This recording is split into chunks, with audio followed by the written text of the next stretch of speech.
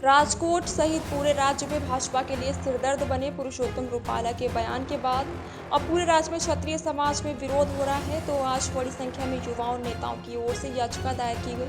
हलवदकर्णी सेना के तहत क्षत्रिय समुदाय ने हलवद मामलतदार कार्यालय में पुरुषोत्तम रूपाला का टिकट रद्द करने की मांग की।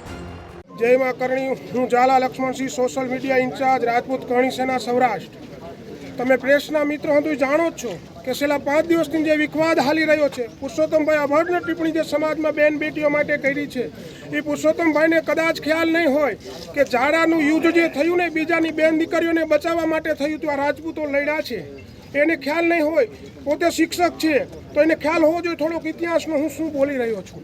એ ઉપરાંત અમે એક આખો ક્ષત્રિય સમાજ એક માગ કરી છે કે ભાઈ આની ટિકિટ રદ થવી જોઈએ। અમારી 90 સંસ્થાઓ છે, એના સંકલન સમિતિના અધ્યક્ષ અમારે વીરભદ્રસિંહજી છે, એ અમને જે આદેશ આપશે હાલશે। કોઈ 5-10 માણસથી સમાજ નથી હાલતો, 5-10 આગેવાનોથી સમાજ નથી હાલતો।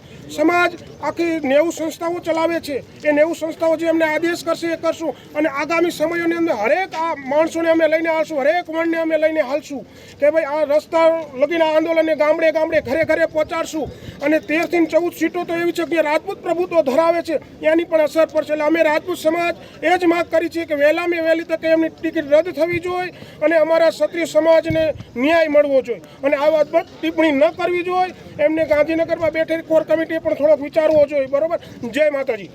ભારતીય જનતા પાર્ટીના સાંસદના ઉમેદવાર શ્રી પરસોત્તમભાઈ રૂપાલાજીએ એક ક્ષત્રિય સમાજ વિશે અભદ્ર ટિપ્પણી કરી ક્ષત્રિય સમાજની લાગણી, એની ગરિમા, એની અસ્મિતાઓ પર જે ઘા કર્યો છે, સમગ્ર ક્ષત્રિય સમાજની ખૂબ જ લાગણી દુભાણી છે।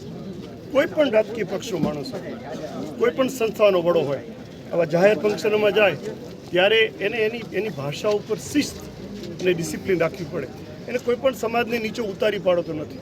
મિત્રો, એને ઇતિહાસ જોવો જોઈએ કે આ દેશની અખંડિતતા જે એકતા છે એમાં સમગ્ર ભારતના 572 રજવાડાઓએ જ્યારે પોતાનું રજવાડા આપી દીધા ત્યારે અખંડ ભારતનું સ્વપ્ન સરદાર પટેલ અને જવાહરજીનું સ્વપ્ન સિદ્ધ થયું છે।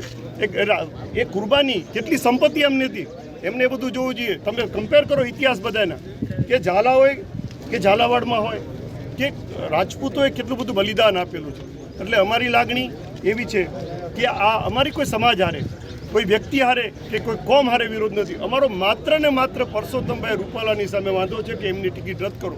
જ્યાં સુધી એમની ટિકિટ રદ નહીં થાય ત્યાં સુધી ક્ષત્રિય સમાજ ચેનથી બેસવાનો નથી, કારણ કે એને એક તીર માર્યું છે।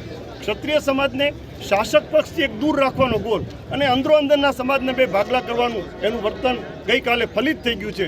એનો અહમ જ્યાં સુધી આ ટિકિટ નહીં પાછી ખેંચાય ત્યાં સુધી ક્ષત્રિય સમાજ ચેનથી બેસવાનો નથી।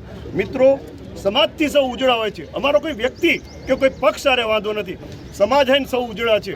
એટલે મને પણ જ્યારે મારો સમાજ કહે છે, મારું પણ નાના મોટા રાજકીય પક્ષમાં પ્રધાન છે, હું મારા હોદ્દાઓ પર રાજીનામું આપી આ સમાજનું બળ બની ઝાલાવાડની 13 સીટમાં ભાજપ વિરુદ્ધ મતદાન કરવા માટે અમે સંમેલનો કરશું।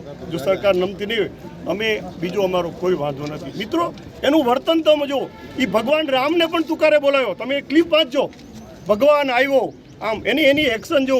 આવો તમોગુણી માણસ જો સરકારમાં આવે, આ સમાજ સમગ્ર દેશની અંદર ક્ષત્રિય સમાજ માટે જે એના ખરાબ ઓટકાર છે ને એ ફલિત થાય છે। એટલે આની ટિકિટ રદ થઈ જોઈએ, મારી માગ છે।